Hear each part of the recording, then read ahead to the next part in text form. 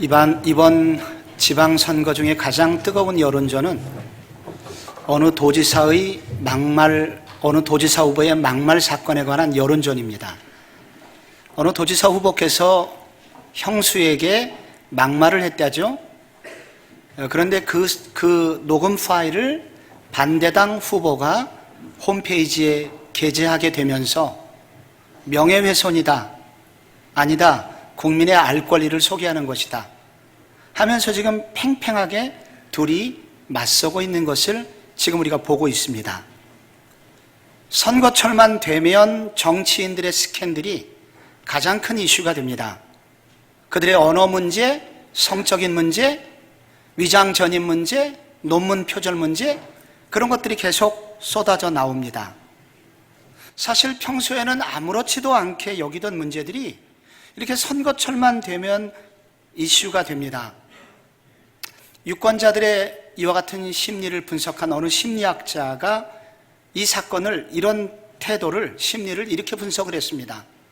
그래서 두 가지인데요. 먼저 유권자들은 매우 이중적인 잣대를 가지고 있다는 것입니다.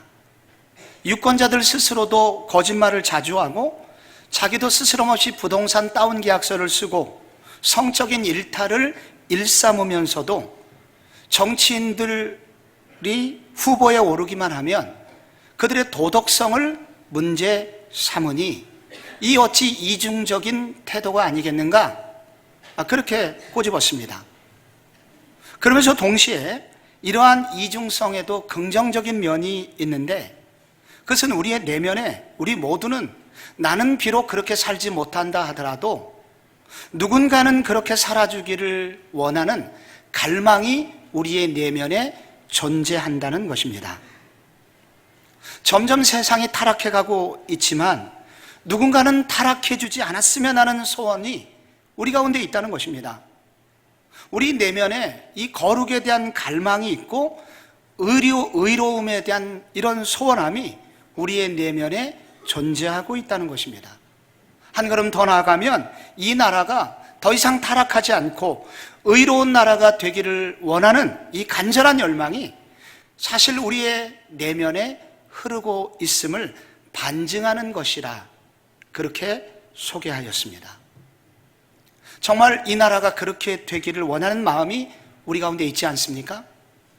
우리나라가 조금 더 타락한 나라가 아니라 조금은 더 의로운 나라, 조금은 더 거룩한 나라, 조금은 더 하나님이 기뻐하는 나라가 되기를 우리 모두는 소원하고 있습니다.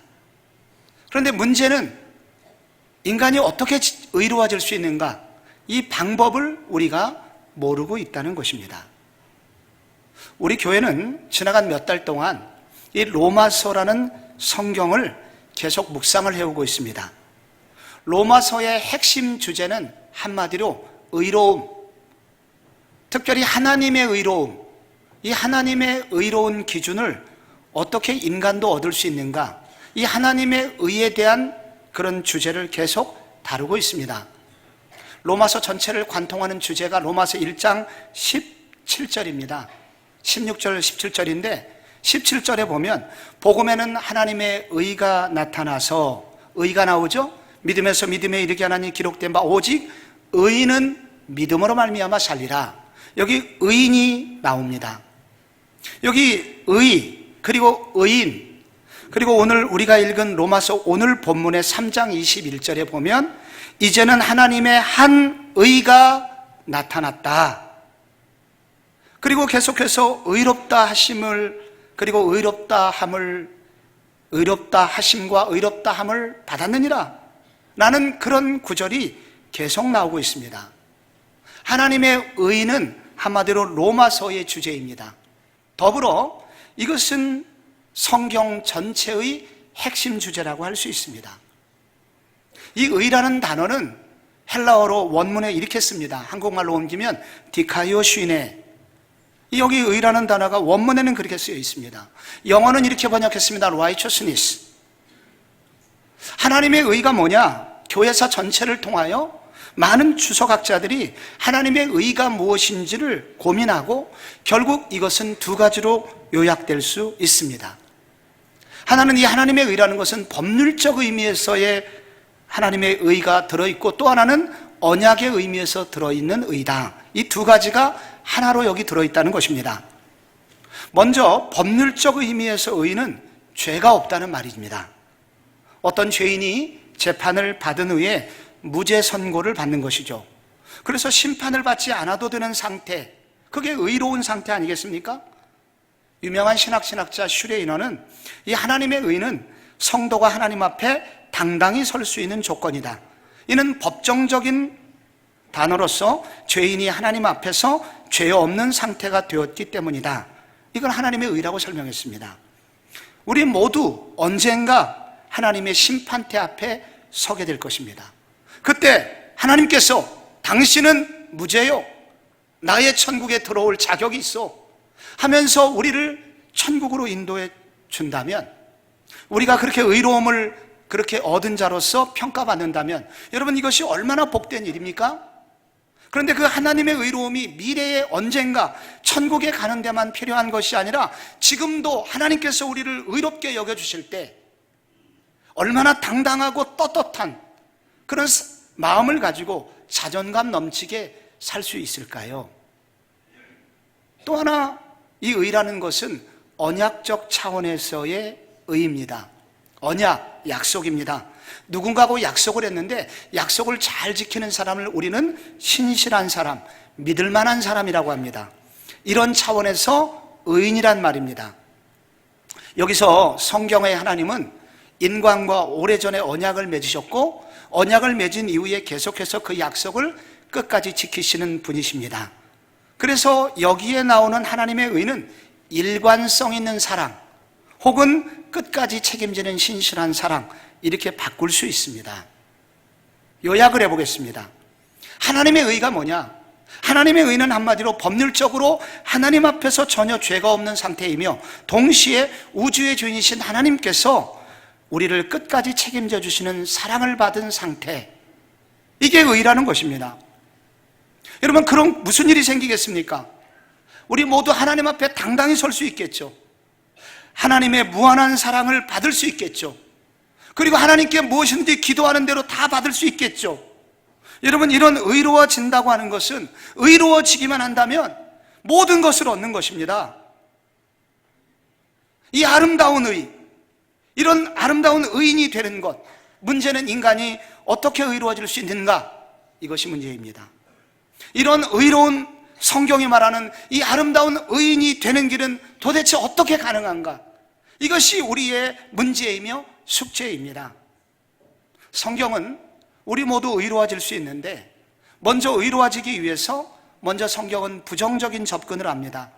첫째로 율법의 행위로서는 의로워질 수 없다는 절망이 있을 때 의가 시작된다 합니다. 구약 이스라엘 백성들에게 하나님은 율법이라는 것을 주셨습니다. 율법의 대표적인 게 핵심이 십계명입니다. 여러분, 십계명 아시죠? 1계명, 너는 나 외에 다른 신을 섬기지 마라, 우상을 섬기지 말라, 그렇게 말씀하셨습니다. 5계명, 내 부모를 공경해라, 살인하지 마라, 간음하지 마라, 도적질하지 마라, 거짓 증거하지 마라. 그리고 마지막 10계명이 내 이웃의 것을 탐내지 마라, 탐심에 대하여 경계를 하였습니다. 그런데 여러분, 하나님께서 이런 율법을 이스라엘 백성들에게 주신 이유가 뭡니까? 그리고 이스라엘 백성이 아닌 사람에게는 성경에 따르면 양심의 법을 주셨다, 그렇게 말합니다. 이런 율법을 주신 목적, 우리에게 양심의 법을 주신 목적은 뭘까요? 하나님이 그런 분이시기 때문입니다. 하나님이 왜 거짓말하지 마라 그렇게 말했습니까? 그분이 거짓말하지 않는 분이기 때문입니다. 그래서 당신의 피조물인 모든 인간이 거짓말하지 않는 신실한 사람이 되기를 원하는 것이 하나님의 마음이셨다는 것입니다. 그런데 이스라엘의 전 역사를 통틀어 볼 때 이 율법을 10가지 계명을 온전히 지킨 사람이 있었는가? 단 한 사람도 없었습니다. 9계명까지는 어떻게 지켰는데 마지막 탐심의 부분에서 다 넘어집니다. 겉으로는 어떻게 순종할 수 있지만 내 마음은 나도 어쩔 수 없어. 마음으로는 다 간음하고 마음으로는 도적질을 합니다. 욕심을 부립니다. 그래서 결국은 마지막 순간에 다 넘어졌다는 것입니다. 단 한 사람도 이스라엘 역사상 율법을 지킨 사람이 없습니다. 율법이라는 것은 하나님의 성품을 드러내는 것이기 때문에 좋은 것이긴 하지만 율법에는 또한 결정적인 약점이 있습니다. 그것은 사람을 변화시킬 수 없다는 것입니다. 법이라는 게 그렇지 않습니까? 교통, 법규 다 지켜야 됩니다. 지키면 좋은 것입니다. 못 지키면 벌을 받지요. 근데 이 법의 한계는 법을 어긴 사람을 변화시키는 능력이 없다는 겁니다. 헌법책을 읽어도 우리의 양심과 우리의 마음이 새로워지지를 않습니다. 율법도 그러합니다. 율법이 이런 것이라면 도대체 하나님은 왜 백성들에게 율법을 주시고 율법을 지키라고 하셨을까요? 그 이유가 오늘 본문 19절에 나옵니다. 자막 같이 읽어보겠습니다. 시작. 우리가 알거니와 무릇 율법이 말하는 바는 율법 아래에 있는 자들에게 말하는 것이니 이는 모든 입을 막고 온 세상으로 하나님의 심판 아래에 있게 하려 함이니라. 아멘. 다는 이해하지 못해도 여러분 어려운 구절이에요. 온 세상으로 하나님의 심판 아래에 있게 하려 한다. 모든 입을 막고 하나님의 심판 아래에 있게 하려 합니다. 이것은 무슨 얘기냐면 우리가 구원의 율법이라는 것은 우리가 구원받는 길로 제시한 것이 아니라 의로운 기준이 어디까지인지 그 기준으로 주신 것이 율법이라는 것입니다. 그래서 그 다음 구절 20절에 보시면 그러므로 율법의 행위로 그의 앞에 의롭다 하심을 얻을 육체가 없나니 사람이 없나니 율법으로는 죄를 깨달음이라. 율법을 왜 주셨나? 그것은 하나님의 기준이 이 정도구나 이것을 알게 하며 동시에 그런데 우리의 힘으로는 도저히 하나님의 기준에 도달할 수 없구나. 우리는 구원받을 수 없구나. 로마서 지난번 1장, 2장을 쭉 읽어보면 많은 도덕 선생들이 나왔어요. 그들이 겉으로는 의로워 보이지만 속으로는 모두 다 냄새나는 죄인들이었습니다. 어떤 도덕 선생도 어떤 종교인도 그들의 노력으로는 의로워질 수 없습니다. 하나님의 기준에 이를 수 없습니다. 이것이 인간의 절망입니다. 어떤 분이 조선 말기에 수영으로 미국에 가고자 하는 3명의 사람을 소개했습니다. 그런 글을 썼어요. 수영을 못하는 분과 수영을 꽤 잘하는 동네 수영 선수와 그리고 수영 국가대표가 해운대 바다 앞에서 이제 태평양을 건너려고 시도합니다. 여러분 이 3사람 중에 누가 미국에 갔을까요? 수영을 못하시는 분은 바다에 들어가자마자 돌아가셨습니다. 동네 수영 선수께서는 3.2km 가시다가 돌아가셨습니다. 수영 국가대표께서는 많이 갔어요. 32km까지 역주했으나 힘이 빠져서 돌아가셨습니다. 미국까지는 6,000마일이라고 어저께 트럼프가 그래요? 1만 킬로입니다. 여러분 여기 국가대표나 동네 수영 선수나 수영을 못하는 사람이나 결국은 미국 갈 수 없는 건 마찬가지예요. 수영으로는 안 돼요. 이게 율법의 한계라는 겁니다. 이게 도덕의 한계라는 것입니다. 인간의 힘으로는 도저히 구원받을 수 없다 하는 것이 우리 인간의 절망입니다. 우리 개신교를 입기한 마르틴 루터는 본래 법과대 학생이었습니다. 성적이 좋았고 미래가 밝았습니다. 그러던 어느 날 길을 가다가 비가 내렸고 천둥 번개가 쳐서 옆에 있던 친구가 번개를 맞아 죽게 됩니다. 근데 얼마 후에 또 사랑하는 절친 또 한 명이 죽게 됩니다. 그는 그날 이후로 두려움에 휩싸이게 됩니다. 언제일지는 모르지만 나도 죽을 것이고 그러면 나도 하나님의 심판대 앞에 서게 될 것이구나. 그는 두려움에 떨게 됩니다. 그가 그래서 22살 때 돌연히 대학을 떠나 수도사가 됩니다. 하나님의 진노를 피하기 위하여 그는 수도원에서 금식하고 기도하였고 수도원이 제시하는 선한 일을 도맡아 하였지만 마음의 평안은 찾아오지 않았습니다. 그래서 로마의 대성당을 방문합니다. 대성당 옆에는 이 예루살렘, 예수님 당시의 예루살렘 성을 그렇게 모방해 놓은 돌 기둥, 돌 계단이 있었습니다. 그 이름이 별명이 거룩한 계단인데 그 거룩한 돌 계단을 그가 무릎으로 수백 개의 계단을 기어 올라갑니다. 올라가다 보니 당연히 피가 났죠. 피가 범벅이 된 이 무릎을 가지고 정상에 오르렀을 때 그의 생각이 무엇이 있는가? 아, 나도 이렇게 미신에 젖어 있구나. 마음에 평안이 오지를 않았습니다.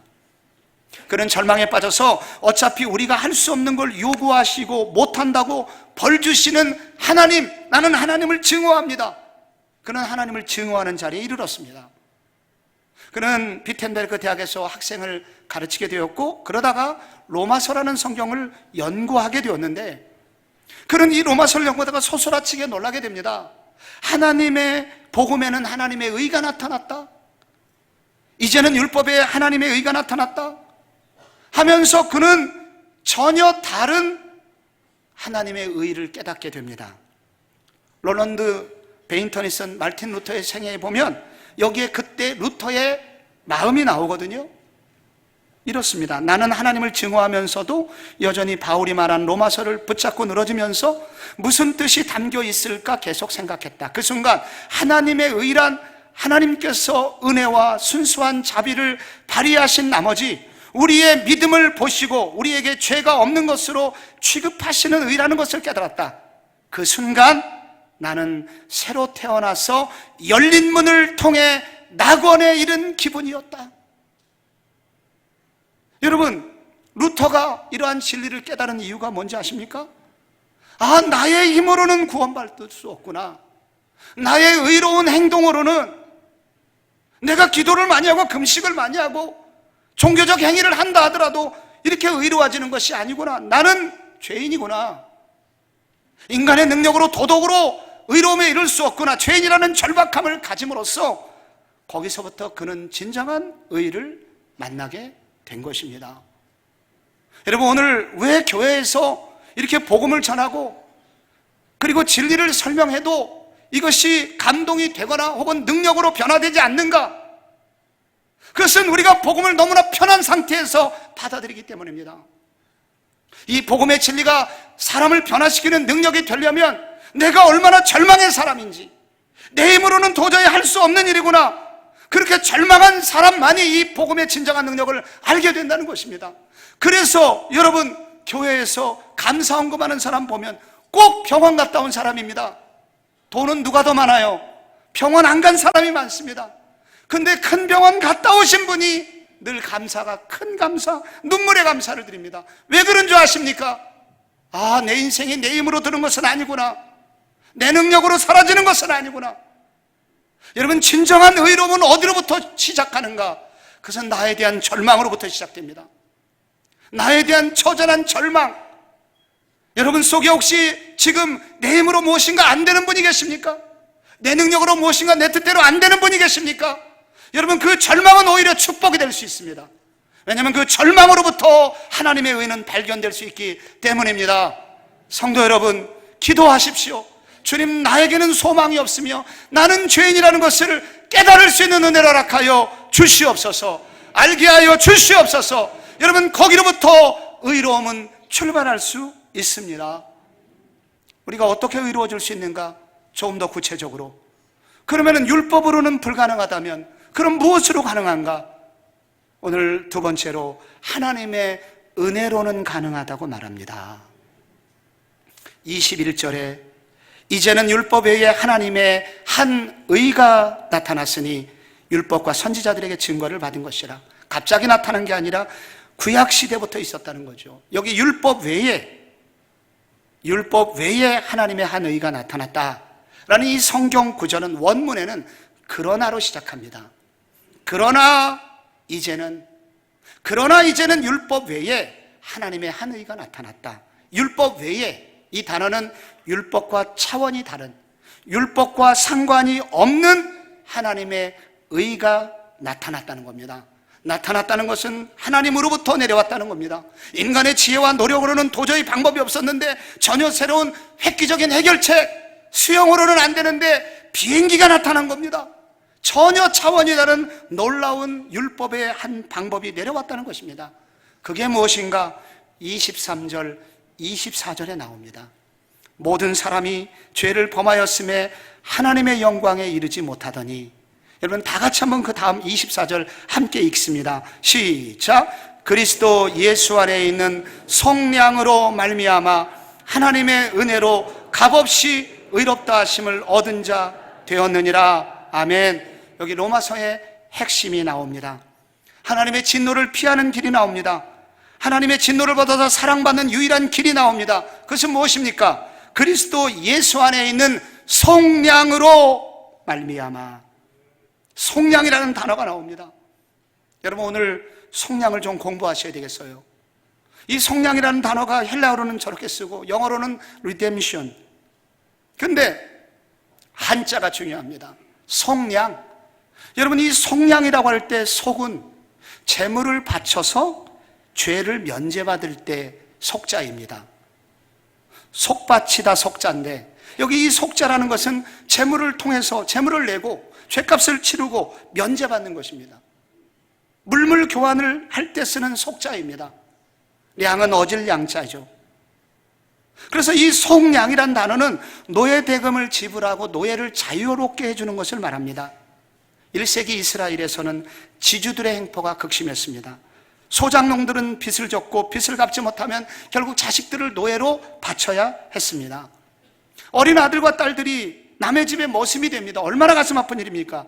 그런데 다행히 친척 중에 조금 부유한 분이 그 집에 찾아가 노예 대금을 지불합니다. 그때 우리의 아들, 딸들이 다시 집으로 돌아오게 돼요. 얼마나 기쁜 일입니까? 그게 바로 속량입니다. 그런데 여러분, 여기 속량이 그냥 속량이 아닙니다. 바로 예수 안에 있는 속량, 그리스도 예수 안에 있는 속량입니다. 예수 그리스도께서 인간을 위해서 하신 일이 있습니다.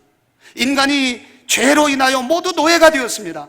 죄값을 우리가 치러야 됩니다. 그런데 우리가 죄값을 치를 만한 능력이 우리에게는 없습니다. 너무 커서 우리 힘으로는 감당할 수 없습니다. 그런데 그때 그리스도께서 하신 일이 있습니다. 십자가에서 우리를 대신하여 모든 죄값을 대신 담당하셨다는 것입니다. 여러분, 이러한 속량의 은혜는 오늘 보니까 하나님의 은혜로 값없이 주어진다 합니다. 값없이, 이것은 선물로 아무 이유 없이 아무런 대가 없이 선물로 우리에게 주셨다는 것입니다. 그 결과 어떻게 되냐? 여기 오늘 성경 밝음 읽은 대로 은혜로 값없이 의롭다 하심을 얻은 자 되었느니라. 얻은 자, 하나님께서 죄가 없다고 인정을 해주시는데 여기서 중요한 것은 신분의 변화입니다. 의롭다 여겨주시는 순간 우리의 신분이 죄인에서 의인으로 변한다는 것입니다. 40년 전에 조선일보 칼럼 중에 법과 인정 사이라는 그런 칼럼이 있었습니다. 실화라는 얘기입니다. 가난한 달동네에 짜장면 배달부가 있었습니다. 그는 오토바이를 몰고 배달을 해서 노모와 자식들 5식구 생계를 책임지고 있었습니다. 어느 날 배달하던 중에 행인과 부딪히게 되었고 합의금으로 50만 원이나 요구받았습니다. 그러나 그만한 돈이 없었고 결국은 기소가 되었습니다. 경찰서 유치장에 갇히게 되었습니다. 당시에 50만 원, 그에게는 오늘날 5천만 원에 해당하는 돈입니다. 어느 날 검사들이 설렁탕을 먹으면서 이 딱한 사정에 대해서 대화를 나누고 있었습니다. 그런데 어떤 노신사가 나가면서 그 검사에게 봉투를 내밀면서 딱한 생각이 듭니다. 이것으로 그 사람에게 도움이 되도록 좀 사용해 주세요. 그리고 나가버렸습니다. 열어보니 50만 원이 들어있었습니다. 결국 그 사람이 자유로움을 얻게 됐습니다. 그의 힘으로 갚을 수 없는 5천만 원, 이 노신사가 대신 갚아주게 된 겁니다. 이거를 속량이라고 합니다. 여러분, 이 배달부가 감옥에서 나오기 위해서 그가 한 일이 있습니까? 없습니다. 이것은 전적으로 노신사가 베푼 은혜였습니다. 그것이 그의 인생에 갑자기 찾아온 선물이었습니다. 값없이 주어진 은혜였다는 것입니다. 그 순간 그의 신분은 갑자기 죄인에서 의인이 됩니다. 여러분, 이스라엘 백성들이 출애굽하기 전에 첫날 밤 하나님은 각 가정마다 양 한 마리씩을 잡아서 그의 피를 문에 바르라고 그랬습니다. 죽음의 사자가 지나갈 때 애굽 전역을 지나가게 될 텐데 그 피가 묻어있는 집은 그냥 지나갈 것이다. 그래서 여러분, 그때 생긴 절기 이름이 무엇이죠? 유월절. 그래서 6월이라는 단어가 생긴 겁니다. 다음 날 모든 애굽의 집마다 장자가 죽었지만 그 피를 바른 집은 재앙을 면했습니다. 여러분, 여기 6월절 정신이 나옵니다. 여러분, 재앙을 면한 집안, 왜 재앙을 면하게 된 것입니까? 피를 발라서 그렇다는 사람이 있습니다. 피를 바르기 전에 중요한 게 한 가지 있습니다. 바로 그들이 죽어야 되는데 그들의 죽음값 대신 죽은 어린 양 때문입니다. 어린 양이 바로 죄값을 대신 짊어지고 죽었다는 거예요. 이게 바로 속량입니다. 그래서 성경은 예수님을 일컬어 6월절 어린 양이라고 부릅니다. 우리가 죽어야 되는 자리에 그분이 대신 죽으신 것입니다. 우리를 의롭다 하게 하시기 위해서 우리의 죄값을 대신 담당하고 죽으심으로 우리 모두를 의인으로 만들었다는 것입니다. 우리 교회 중국어 목사님 류진한 목사님께서 중국어를 가르치실 때 중국 고대 상고시대 황하강 유역에 염제와 황제 부족이 살았다는 얘기를 하시더군요. 여기서 중국인을 일컬어 염황의 후손이 되었다는 그런 말이 나왔다고 합니다. 그런데 이 황제의 부족장의 서기관으로 일하던 창제, 중국어로 창지에라는 사람이 어느 날 하늘의 계시를 받게 되었답니다. 그런데 그 계시는 너무도 아름다운 내용을 담고 있지만 천기를 누설하면 안 되도록 명령을 받았다고 합니다. 그는 속으로 큰 진리를 가지고 있었지만 이것을 어떻게든 표현하고 싶어 그가 그림으로 뜻을 전달하게 되어 그것이 바로 상형 문자가 되고 갑골 문자로 내려오는 오늘날의 한자가 되었다고 합니다. 그래서 성경 이 중국인들도 어떤 글자를 보면 이것이 어떤 상황에서 이 글자가 되었는지 모르는 그런 글자가 꽤 있다고 해요. 그러나 놀랍게 기독교인들은 성경을 읽을 때마다 중국말을 배울 때마다 놀라는 게 한두 가지가 아닙니다. 성경하고 일치되는 게 너무나 많습니다. 의라는 단어가 대표적인 겁니다. 여러분, 저 의라는 단어를 보세요.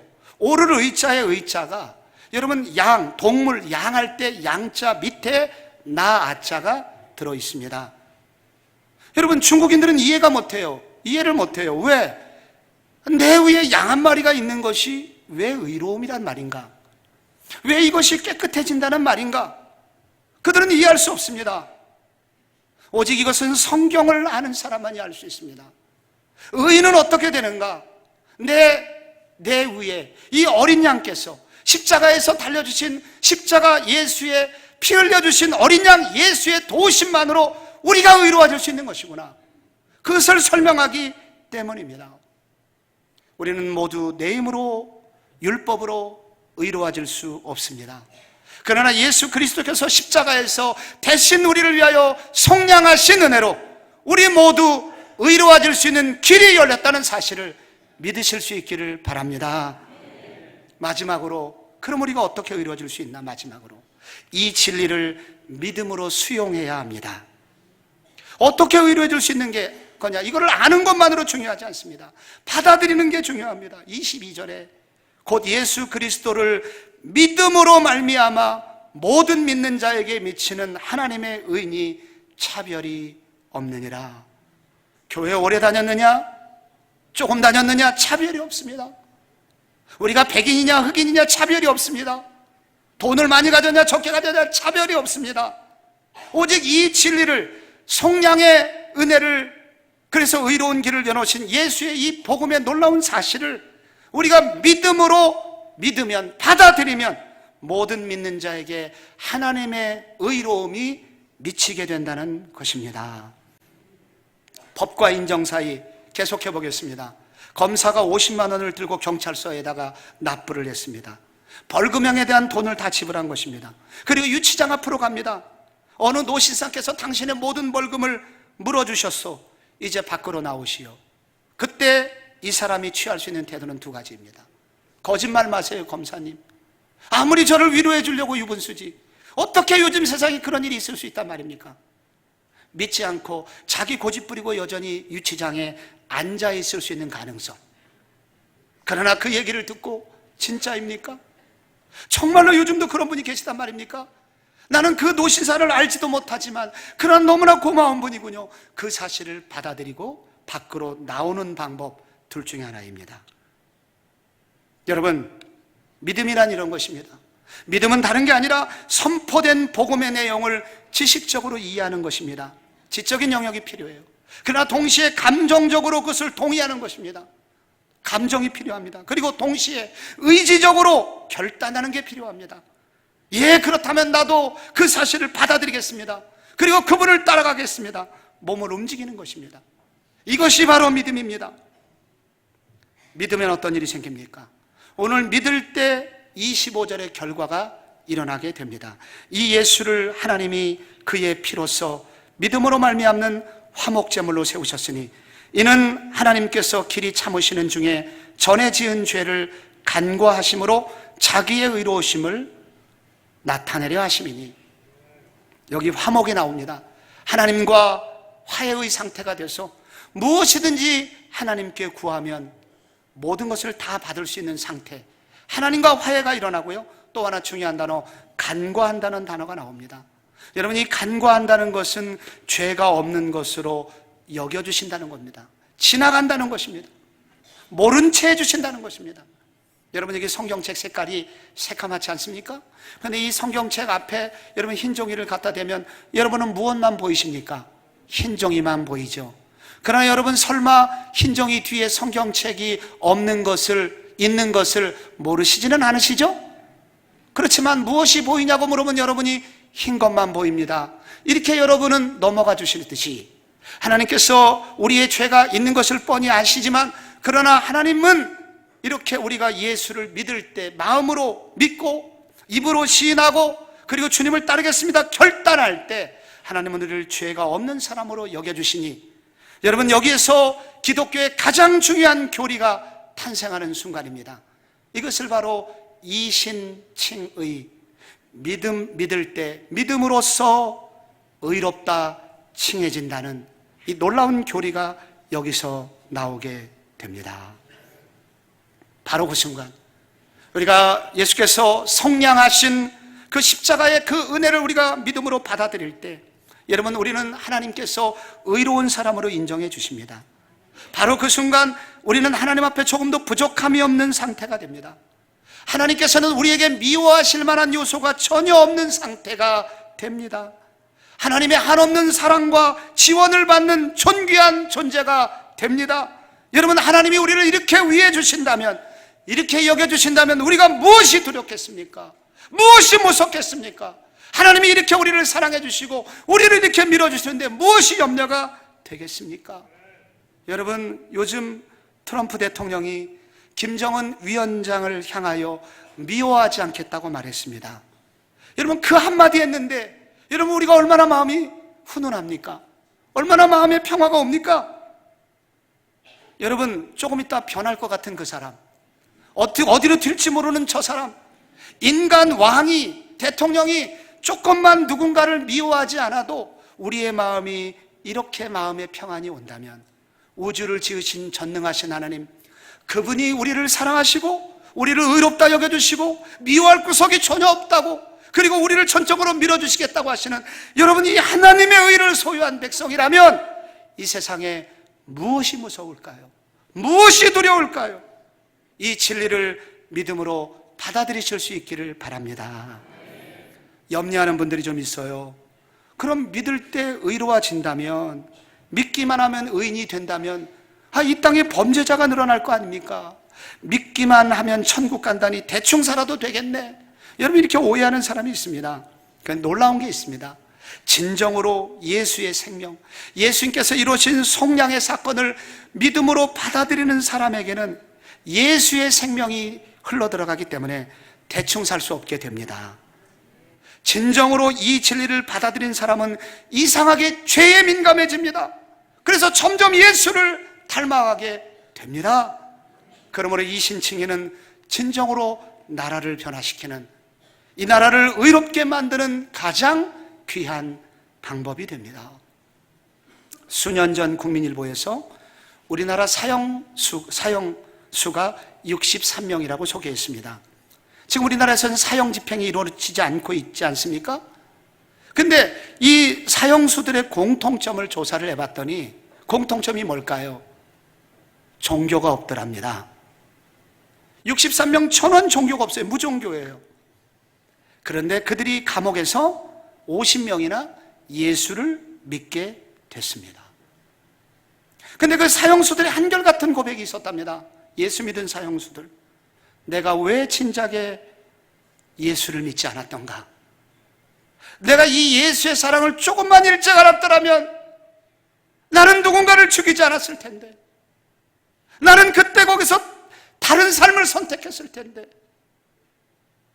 왜 이제야 복음을 전해주십니까?